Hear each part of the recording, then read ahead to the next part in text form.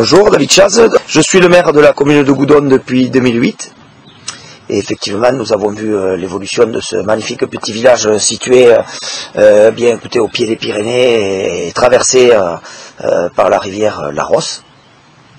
Voilà, donc c'est un village effectivement qui est séparé par cette rivière, donc on peut observer Goudon pleine, le bas de Goudon, et le haut de Goudon, où se situe le cœur de village. Nous avons organisé quelque chose effectivement qui paraissait un peu impossible, mais on a osé.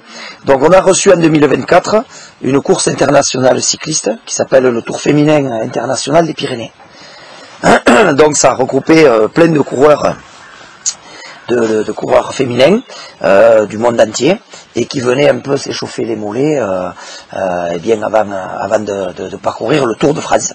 Le Tour de France féminin. Voilà, donc c'est une course qui est assez remarquable et on a eu l'honneur d'organiser et d'accueillir cette course et d'être village du Grand Départ. Ah d'accord. Donc dans le temps il y avait un café ici. Alors oui, il y avait un café. Alors moi, j'étais tout petit à l'époque. Je l'ai un peu connu. Alors ça s'appelait Chez Rose. Et ça faisait restaurant. Et même, je pense me souvenir que les anciens nous racontaient. Je me demande si à l'époque, il n'y avait même pas deux ou trois, au moins 2 restaurants, 2 cafés-restaurants à Goudon. Mais bon, moi j'ai connu celui-ci qui s'appelait Chez Rose.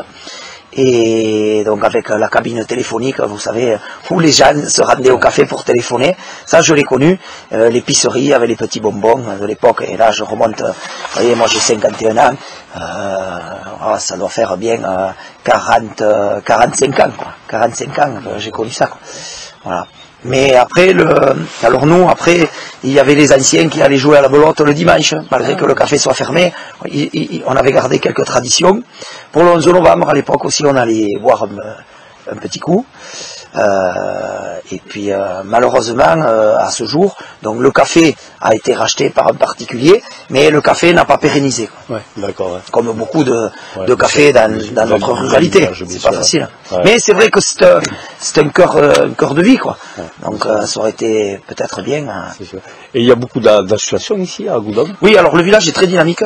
On a la particularité à Goudon, vraiment de tous bien s'entendre. Il y a vraiment un bien vivre ensemble assez étonnant à Goudon, assez remarquable. Les gens sont vraiment sympas.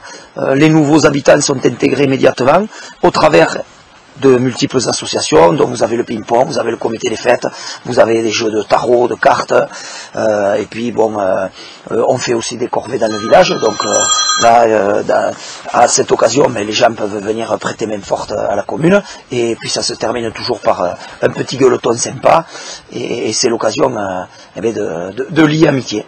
D'accord. Et je vois qu'il y a un parking, c'est énorme le parking, il y a 52 places, j'ai vu.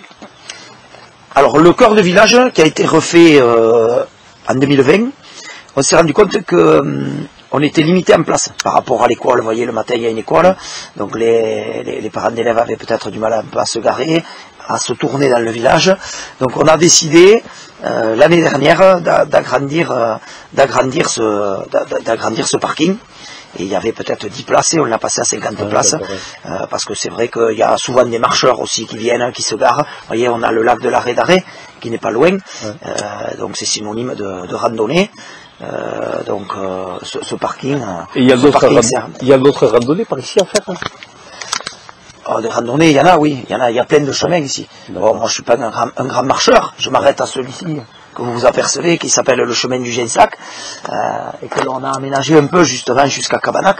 Ouais, et là, vous voyez, depuis qu'on se parle, il y a plein de promeneurs qui passent. Ouais. Mais après, oui, on peut faire des kilomètres et des kilomètres de randonnée ici à travers la campagne, il y a plein de chemins.